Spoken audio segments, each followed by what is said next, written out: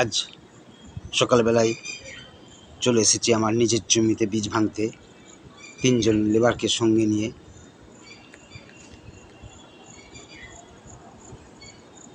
দেখছেন বীজ ভাঙার কাজ চলছে।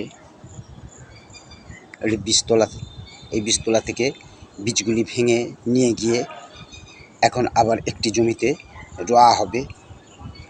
সেই জমিতে এই বীজগুলি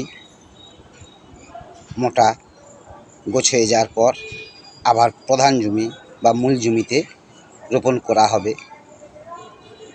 এই পদ্ধতিতে ধান রোপণ করলে ধানের গাছগুলি পরিষ্কার পরিচ্ছন্ন থাকে ও সুস্থভাবে বেড়ে ওঠে এবং ধানের ফলন বহুগুণ বৃদ্ধি পায়।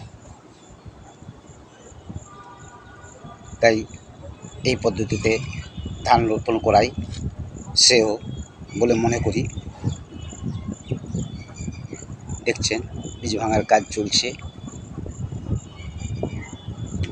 এরপর এই বীজগুলি নিয়ে গিয়ে আবার অন্য একটি জমিতে রোয়া হবে। দেখছেন ধান রোয়ার কাজ চলছে। এই জমিতেই গোছগুলি ভালোভাবে মোটা হয়ে গেলে আবার প্রধান জমিতে তুলে নিয়ে গিয়ে রোয়া হবে। তাই বীজ রোয়া জমিটিতে একটু দাদন বেশি দিয়ে রোয়ার কাজ সারতে হয়, যাতে তাড়াতাড়ি